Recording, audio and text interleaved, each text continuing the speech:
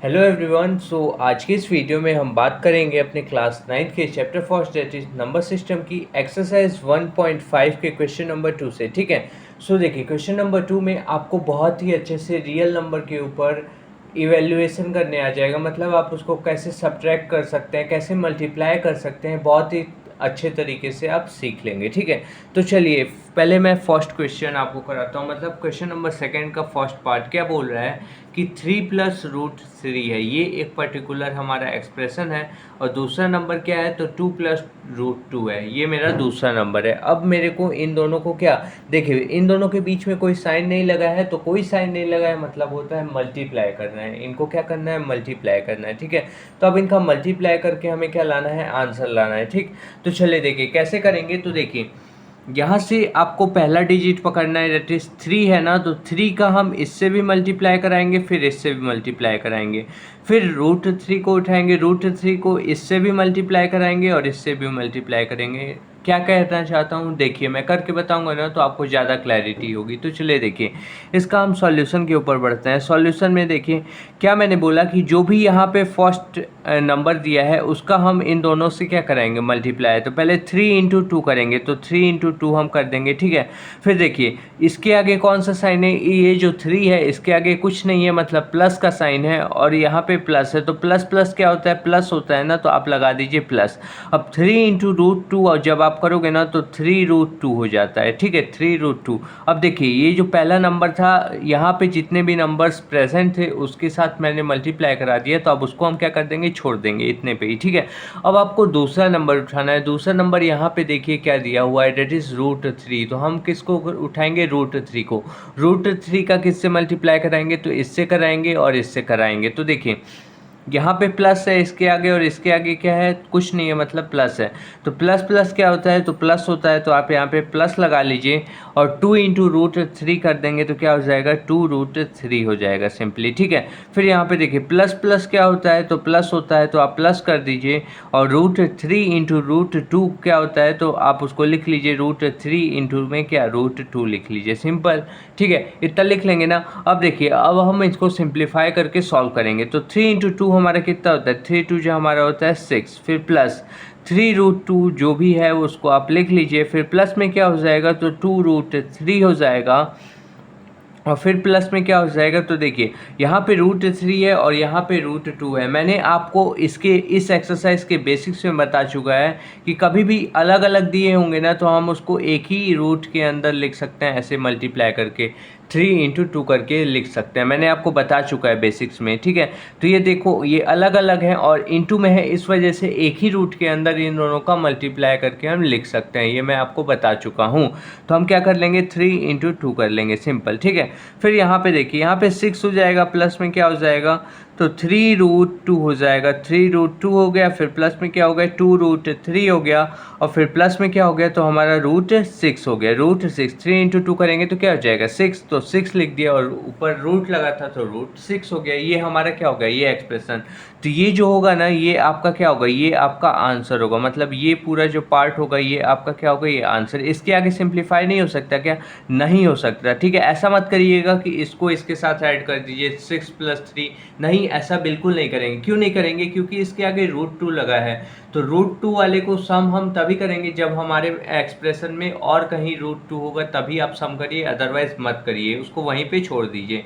तो हमारा यही क्या हो गया, यहीं पे हम इसको छोड़ देंगे, तो ये हमारा क्या हो जाएगा, आंसर हो जाएगा। अब मैं आपको इसका सेकंड पार्ट एक्सप्लेन करूंगा ताकि आपको और क्लैरिटी आए। तो सेकंड पार्ट चलिए देखते हैं। चलिए देखिए, सेकंड पार्ट को सिंपली आप ऐसे करना चाहें, मतलब कि 3 का आप इससे मल्टीप्लाई करा लीजिए, फिर इससे देखिए बीच में कोई साइन नहीं है, मतलब मल्टीप्लाई कराना है, ब्रैकेट लगाए, तो ठीक है, आप ऐसे पहचान लीजिए। अब आपका 3 को इससे मल्टीप्लाई करा लीजिए, फिर इससे करा लीजिए, जैसा अभी हमने ऊपर किया, फिर इसको इससे करा लीजिए, फिर इसको इससे करा लीजिए। वैसे भी आप कर सकते हैं, लेकिन मैं यहाँ पे फॉर्मूला लगा के आपको करा देता हूँ, क्योंकि यहाँ पे हमारा फॉर्मूला लग सकता है। कौन सा फॉर्मूला, मैंने आपको बेसिक्स में बता चुका है कौन सा फॉर्मूला लग सकता है। दैट इज देखिए बेसिक्स में ये वाला फॉर्मूला मैंने आपको बताया है कि ए, अगर कभी भी हमें a + b दिया हुआ है, इंटू में a - b दिया हुआ है, मतलब कि a + b और a - b कभी भी हमें दिया हो, तो हम उसको क्या कर सकते हैं ना, उसको हम कर सकते हैं a² फिर माइनस का बी स्क्वायर कर सकते हैं। क्या कर सकते हैं? ए स्क्वायर माइनस का बी स्क्वायर कर सकता हूँ, ठीक है। ए यहाँ पे देखो, अब ए यहाँ पे क्या है, तो यहाँ पे 3 है, देखो ना, यहाँ पे भी 3 है, यहाँ पे भी 3 है, तो आप उसको ए मान सकते हो। और बी किसको मान सकते हैं? देखो बी हम √3 को मान सकते हैं, रूट के अंदर 3 को मान सकते हैं। क्या? बी। ये √3 हमारा पूरा बी हो गया और पूरा ए हमारा क्या हो गया? 3 हो गया। देखो ना, ए प्लस बी है और ए माइनस बी है, ए प्लस बी ए माइनस बी, तो क्या हो जाता है? ए स्क्वायर माइनस बी स्क्वायर। तो आप यहाँ पे लिख सकते हैं, इसको सिंप्लीफाई करके क्या हो जाएगा? 3 का स्क्वायर हो जाएगा सिंपली, और यहाँ पे क्या हो जाएगा? माइनस। देखो फॉर्मूले में क्या है? माइनस, और b का स्क्वायर, b हमारा क्या है? तो √3 है, तो √3 का क्या हो जाएगा? स्क्वायर हो जाएगा। अब 3 3 से हमारा कितना होता है? तो 9 होता है, और माइनस √3 का जब आप स्क्वायर करेंगे तो क्या हो जाएगा? 3 हो जाएगा। अब 9 माइनस 3 करेंगे तो कितना आ जाएगा? आंसर 6। यहाँ पे देखिए, यहाँ पे डायरेक्टली आपने तुरंत 6 आंसर ला लिया, ठीक है। लेकिन आप जब इस मेथड से करते तो हो सकता है थोड़ी ज़्यादा आपको टाइम लगे, लेकिन हमने फॉर्मूला के यूज़ के तुरंत हमने आंसर निकाल लिया, ठीक है। तो आप इस तरीके से अब कर लिए, मतलब मैंने बता दिया। अब आप इस तरीके से ट्राई करिए अपने से, अगर नहीं आता है तो आप प्लीज़ कमेंट करके बताइए, फिर मैं आपको उसको भी एक्सप्लेन कर दूंगा कि आप इस तरीके से इस क्वेश्चन को कैसे कर सकते हैं। लेकिन आप खुद से एक बार ट्राई तो करिए।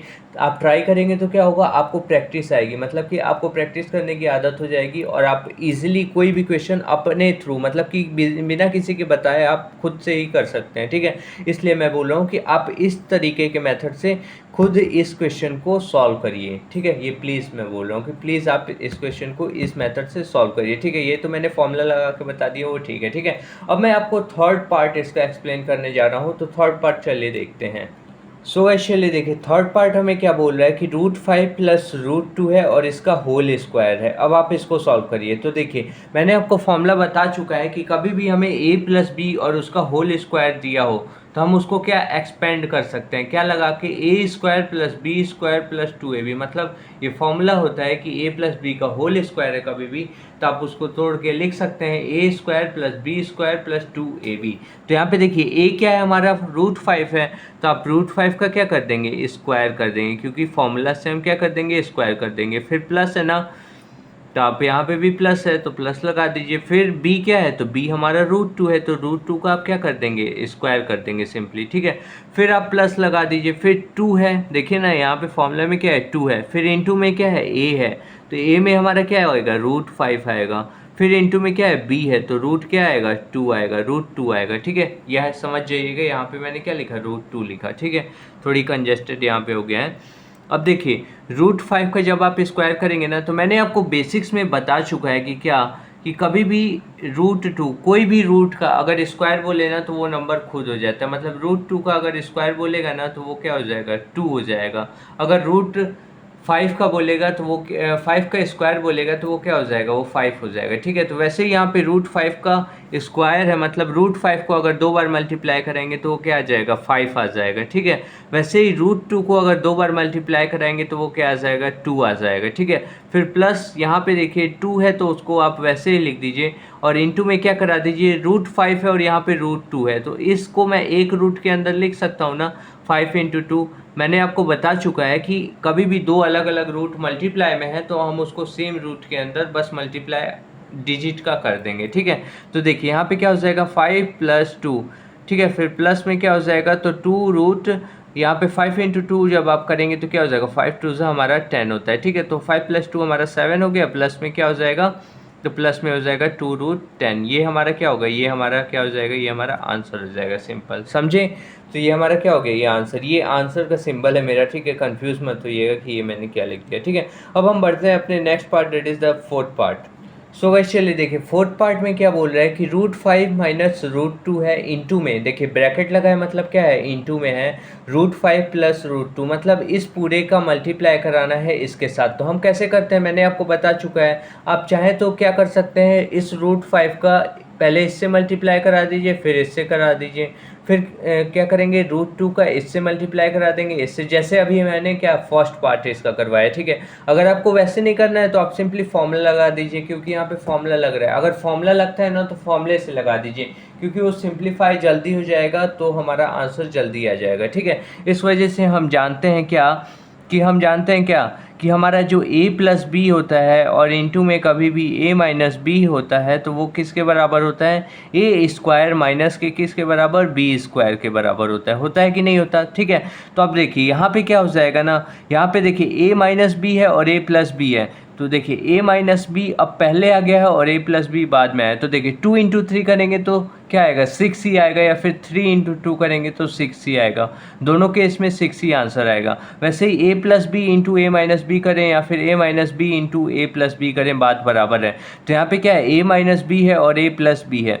ठीक है, तो यहाँ पे देखिए a क्या है तो √5 है और b क्या है √2 है, तो हम देखिए इसको क्या लिख सकते हैं, तो √5 का क्या, होल स्क्वायर। ठीक है, फिर माइनस फॉर्मूले से हम माइनस लगा देंगे, फिर √b का होल स्क्वायर, तो √b क्या है, √2 का होल स्क्वायर। अब √5 का होल स्क्वायर क्या होगा, 5 होगा, और माइनस √2 का होल स्क्वायर क्या होगा, 2 होगा।